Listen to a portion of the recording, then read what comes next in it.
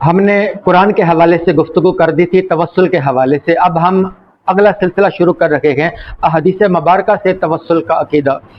حضرت ابو سعید خدری رضی اللہ تعالیٰ عنہ سے ایک روایت ہے جو بخاری میں ہے، مسلم میں ہے. یہ واقعہ حضور نبی کرم صلی اللہ علیہ وسلم نے خود بیان کیا ہے کہ بنی اسرائیل میں ایک شخص تھا جس سے 99 قتل ہوئے تھے، اور وہ پوچھتا پھر رہا تھا کہ کیا میری بخشش ہو سکتی ہے. تو اس کی ملاقات جب ایک شخص سے ہوئی جو راہب تھا. اس نے کہا کہ 99 قتل کر کے پھر بخشش کی بات کرتے ہو. اس نے اس کو بھی قتل کر دیا، 100 قتل پورے کر دیے. پھر پوچھتا کسی کے پاس گیا. بعض روایات سے پتہ چلتا ہے کہ کسی نے کہا کہ آپ جاؤ جہاں تم رہتے ہو وہ قریۃ الخبیثہ ہے، تم وہاں سے نکلو اور تم وہاں جاؤ جو قریۃ الصالحہ ہے، جہاں نیک لوگ ہیں. اور ایک یہ جو مسلم شریف کے اندر حدیث ہے جہاں حضرت ابو سعید خدری رضی اللہ تعالیٰ عنہ بیان کرتے ہیں، اس میں فرمایا ثم خرج من قریۃ الی قریۃ فیہا قوم صالحون، وہ جو صالح لوگوں کی بستی ہے، نیک لوگوں کی بستی ہے، وہاں جا کر توبہ کرنا تمہاری بخشش ہو سکتی ہے. اب وہ بندہ جب گھر سے نکلا تھا تو ابھی زیادہ فاصلہ بھی طے نہیں کیا تھا، تو رستے میں ہی اس کی موت آ گئی. تو دو طرح کے فرشتے آ گئے، جنت کے فرشتے بھی آ گئے، جہنم کے فرشتے بھی آ گئے.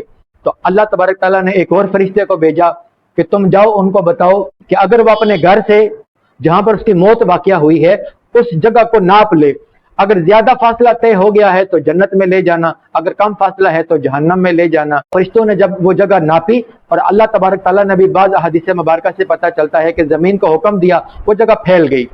اللہ تبارک تعالیٰ کی رحمت کسی کی بخشش کے بہانے تلاش کرتی ہے تو بالآخر اس کی بخشش ہو گئی.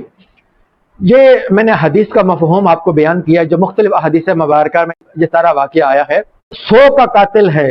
اب اسے کہا جا رہا ہے کہ تم جس بستی میں رہتے ہو یہ قریۃ الخبیثہ ہے، یہاں گناہگار لوگ رہتے ہیں، یہاں مجرم لوگ رہتے ہیں، یہ مجرموں کی بستی ہے، یہاں سے تم نکلو اور وہ جو قریۃ الصالحہ ہے، جہاں نیک لوگوں کی بستی ہے، وہاں جا کر توبہ کرنا، اللہ تبارک تعالیٰ تمہاری دعا کو قبول کر لیں گے. تو قریۃ الصالحہ میں جا کر توبہ کرنا توسل مکانی بن جاتا ہے، کسی جگہ کے وسیلے سے دعا مانگنا. تو اللہ تبارک تعالیٰ تو دعاؤں کو سننے والا ہے، وہ تو ہر جگہ سے سن سکتا ہے، مگر نیک لوگوں کی بستی کے اندر جا کر دعا کرنا وہ ذریعہ بن جاتا ہے، سبب بن جاتا ہے دعا کی قبولیت کا. تو یہاں سے بھی وسیلہ ثابت ہوتا ہے. ایک انسان کی جب نیت بہت زیادہ خالص ہوتی ہے اور وہ بندہ مخلص ہو کر اخلاص کے ساتھ نیک نیتی کے ساتھ جب اللہ کی بارگاہ میں توبہ کرتا ہے تو وہ نیک نیتی اللہ کی بارگاہ میں وسیلہ بن جاتی ہے دعا کی قبولیت کا. تو وسیلے کا عمل دخل ضروری ہے. یہ خیال درست نہیں ہے کہ آپ وسیلہ دعا میں کیوں ڈالتے ہیں. بھائی وسیلہ تو آپ کی دعا کو سپورٹ کرتا ہے، جو محبوب چیزیں ہوتی ہیں اس کو وسیلہ پیش کیا جاتا ہے تاکہ دعا کی قبولیت کے چانسز بڑھ جائیں. دعا کی قبولیت کے چانسز بڑھ جانے کی وجہ سے وسیلہ پیش کیا جاتا ہے. وسیلہ کوئی ایسی چیز نہیں ہے کہ جو ہم رب کی مخالفت میں لا رکھے ہیں یا رب کے مقابلے میں لا رکھے ہیں، یا رب کو چھوڑ کر ہم فقط وسیلے پر یہ اعتبار کر رکھے ہیں کہ جس ذات کو ہم وسیلہ بنا رہے ہیں وہی ہماری توبہ قبول کرے گا. نہیں، دعا قبول کرنے والا اللہ ہے. کب دعا کرے گا یہ بھی اللہ تعالیٰ کی مرضی ہے، لیکن وسیلہ صرف اس لیے پیش کیا جاتا ہے کہ وہ اعمال اللہ کے محبوب ہوتے ہیں، وہ جگہیں اللہ کی محبوب ہوتی ہیں. تو اللہ تبارک تعالیٰ کے محبوب بندوں کا وسیلہ، اللہ تبارک تعالیٰ کے محبوب مقامات کا وسیلہ اللہ کی بارگاہ میں پیش کرنے سے دعا کی قبولیت کے چانسز بڑھ جاتے ہیں. یہ کنسپٹ ہوتا ہے کہ وسیلہ پیش کرنے کا. حضرت ابو سعید خدری رضی اللہ تعالیٰ عنہ روایت کرتے ہیں کہ حضور نبی کرم صلی اللہ علیہ وآلہ وسلم نے فرمایا، جو شخص نماز کے ارادے سے اپنے گھر سے نکلے اور یہ دعا مانگے، اللہم انی اسألک بحق السائلین علیک واسألک بحق ممشای ھذا، اے اللہ میں تجھ سے تیرے سائلین کے وسیلے سے سوال کرتا ہوں، اور میں تجھ سے نماز کی طرف اٹھنے والے اپنے قدموں کے وسیلے سے سوال کرتا ہوں. بے شک میں نہ کسی برائی کی طرف چلا ہوں، نہ تکبر اور غرور سے، نہ دکھاوے اور نہ کسی دنیاوی شہرت کی خاطر نکلا ہوں. میں تو صرف تیری ناراضگی سے بچنے کے لیے اور تیری رضا کے حصول کے لیے نکلا ہوں. سو میں تجھ سے سوال کرتا ہوں کہ مجھے دوزخ کی آگ سے نجات دے، میرے گناہوں کو بخش دے، بے شک تو ہی گناہوں کو بخشنے والا ہے. تو اللہ تعالیٰ اس کی طرف متوجہ ہوتا ہے اور 70,000 فرشتے اس کی مغفرت کی دعا کرتے ہیں. یہ حدیث امام ابن ماجہ نے سنن کے اندر کتاب المساجد والجماعت میں اور امام احمد بن حنبل نے اپنی مسند میں، امام ابن شیبہ نے المصنف میں، امام منذری نے الترغیب و ترہیب میں، اور ابن جاد نے اپنے مسند کے اندر اس حدیث کو بیان کیا۔ یہاں پہ بھی وسیلے کا ذکر آ گیا کہ اپنے ان قدموں کا وسیلہ اللہ کی بارگاہ میں پیش کیا جا رہا ہے جو قدم نماز کی طرف اٹھ رکھے گئے، جو قدم نیکی کی طرف اٹھتے ہیں، ان قدموں کا وسیلہ اللہ کی بارگاہ میں پیش کر کے دعا کی جا رہی ہے۔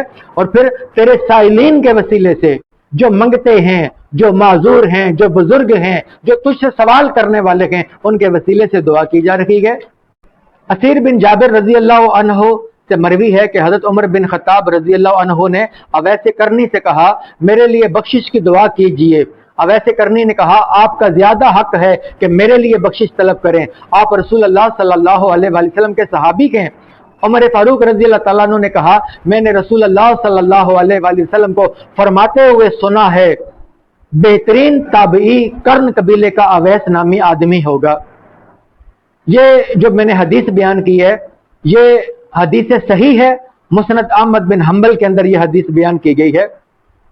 اویس کرنی رضی اللہ تعالی عنہ یہ تابعین میں سے ہیں اور یہ اللہ کے ولی ہیں، اور حضور نبی کرم صلی اللہ علیہ وآلہ وسلم نے حضرت عمر فاروق رضی اللہ تعالیٰ عنہ اور حضرت علی رضی اللہ تعالیٰ عنہ سے فرمایا تھا کہ آپ نے اویس نامی شخص سے دعا کرانی ہے میری امت کی بخشش کی۔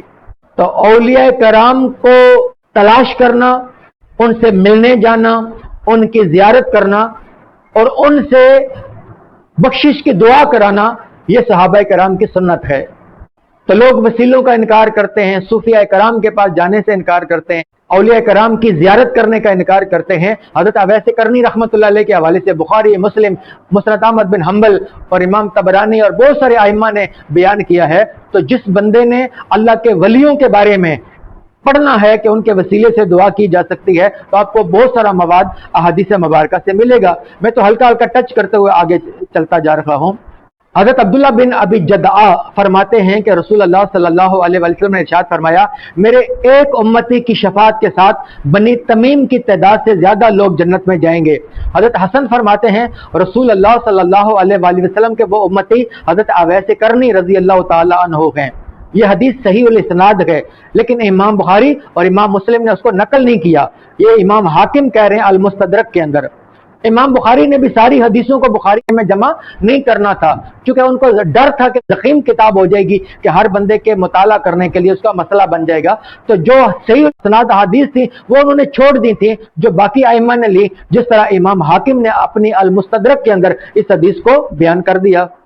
حضرت ابو سعید خدری رضی اللہ تعالیٰ عنہ سے روایت ہے کہ حضور نبی کرم صلی اللہ علیہ وسلم نے فرمایا لوگوں پر ایک ایسا زمانہ آئے گا جب لوگوں کی ایک بڑی جماعت جہاد کرے گی تو ان سے پوچھا جائے گا کیا تم میں سے کوئی ایسا شخص ہے جو حضور نبی کرم صلی اللہ علیہ وسلم کی صحبت میں رہا ہو، یعنی صحابی؟ پس وہ لوگ کہیں گے ہاں، تو انہیں فتح حاصل ہو جائے گی، اس صحابی کے وسیلے کی وجہ سے اللہ تبارک تعالیٰ ان کو فتح عطا فرمائیں گے۔ پھر لوگوں پر ایک ایسا زمانہ آئے گا جب لوگوں کی ایک بڑی جماعت جہاد کرے گی تو ان سے پوچھا جائے گا کیا تم میں کوئی ایسا شخص ہے کہ جس نے رسول اللہ صلی اللہ علیہ وآلہ وسلم کے اصحاب کی صحبت پائی ہو، یعنی تابعین ہو؟ تو وہ کہیں گے ہاں، تو پھر انہیں ان تابعین کے توسل سے فتح حاصل ہو جائے گی۔ پھر لوگوں پر ایک ایسا زمانہ آئے گا کہ ایک کثیر جماعت جہاد کرے گی تو ان سے پوچھا جائے گا کیا تمہارے درمیان کوئی ایسا شخص ہے جس نے رسول اللہ صلی اللہ علیہ وآلہ وسلم کے اصحاب کی صحبت پانے والوں کی صحبت پائی ہو؟ تو وہ کہیں گے ہاں، تو انہیں تبع تابعین کے توسل سے فتح دے دی جائے گی۔ امام بخاری نے اسے اپنی صحیح کے اندر بیان کیا ہے، یہ حدیث کا نمبر 3449 ہے، اور امام مسلم نے اپنی صحیح کے اندر بیان کیا، یہ حدیث کا نمبر 2532 ہے کہ دیکھیں کہ ایک زمانہ آئے گا لوگ پوچھیں گے کیا تمہارے اندر کوئی رسول اللہ صلی اللہ علیہ وسلم کا صحابی ہے؟ تو لوگ کہیں گے کہ ہاں، تو اس صحابی کے وسیلے سے دعا کی جائے گی تو اللہ تبارک تعالیٰ اس جنگ میں ان کو فتح عطا فرمائیں گے۔ اور پھر ایک زمانہ آئے گا کہ جب پوچھا جائے گا کہ کیا تمہارے اندر، وہ صحابہ کا زمانہ ختم ہو چکا ہوگا، تو لوگ پوچھیں گے کیا تمہارے اندر کوئی صحابہ کی صحبت پانے والا یعنی تابعین ہے؟ तो वो कहेंगे कि हाँ लेकर आएंगे कि ये ताबीन हैं, तो उस ताबीन के वसीले से दुआ की जाएगी, अल्लाह तबारक ताला उनको जंग में फतह अता करेंगे। फिर एक जमाना आएगा जिस जमाने के अंदर ताबीन भी खत्म हो चुके होंगे, तो लोग पूछेंगे क्या तुम्हारे अंदर कोई शख्स सहाबा की सोबत पाने वालों की सोबत पाने वाला कोई शख्स है?